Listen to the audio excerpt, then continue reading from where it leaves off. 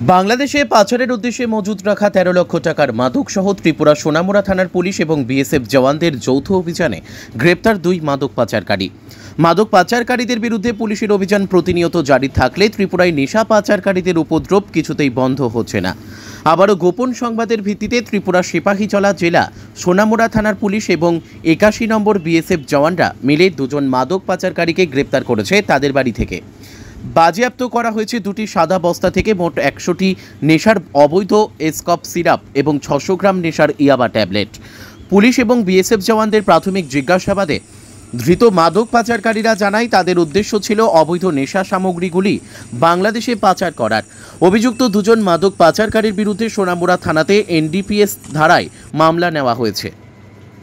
এই মামলাতে ওই এলাকা থেকে আরও অনেক মাদক পাচারকারী গ্রেপ্তার হতে পারে বলে জানিয়েছেন সোনামুড়া থানার ওসি তাপস দাস। মঙ্গলবার ধৃত ২ জন নেশা পাচারকারীকে পুলিশ রিমান্ডে চেয়ে আদালতে প্রেরণ করা হবে বলে ওসি তাপস দাস জানিয়েছেন।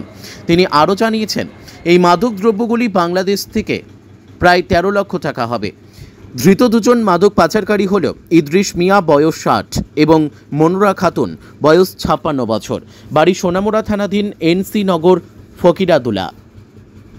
ত্রিপুরা থেকে বিক্রম কর্মকারের report, crime press Bengal news.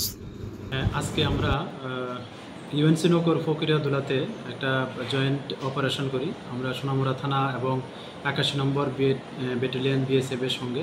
আমাদের কাছে একটা গোপন খবর ছিল যে ওইখানে ইদ্রিস মিয়া একজন আছেন, ওনার বাড়িতে অনেক এসকপ সিরাপ এবং ইয়াবা ট্যাবলেট মজুত করা আছে। তো এই খবরের সত্যতা জেরে আমরা ওনার বাড়িতে জয়েন্ট অপারেশন করি এবং ওনার বাড়ি থেকে ১০০টি এসকপ বোতল ২টা সাদা বস্তার মধ্যে আমরা উদ্ধার করি এবং একটি বান্ডেল যার মধ্যে ৬০০ গ্রাম ইয়াবা ট্যাবলেট পাই। তো আমরা বাড়ির যিনি মালিক আছেন আমরা ওনাদেরকে ডিটেইন করেছি এবং আরও এগুলোর সঙ্গে আরও অনেকে যুক্ত আছেন। তো এই সুবাদে আমরা আমাদের সোনামুড়া থানাতে একটা এনডিপিএস দ্বারাই মামলা নেওয়া হয়েছে এবং আমরা তাদেরকেও যে ডিটেইন করা হয়েছে ওনাদেরকে ইন্টারোগেশন করা হচ্ছে এবং এটার সঙ্গে আরও অনেকে যুক্ত আছে কিনা এবং এটা কোথা থেকে এসছে এবং কোথায় এর ডেস্টিনেশন, তো এগুলো আমরা খতিয়ে দেখছি। যারাই এটার সঙ্গে যুক্ত আছেন আমরা অবশ্যই তাদের আইনের আওতায় নেব।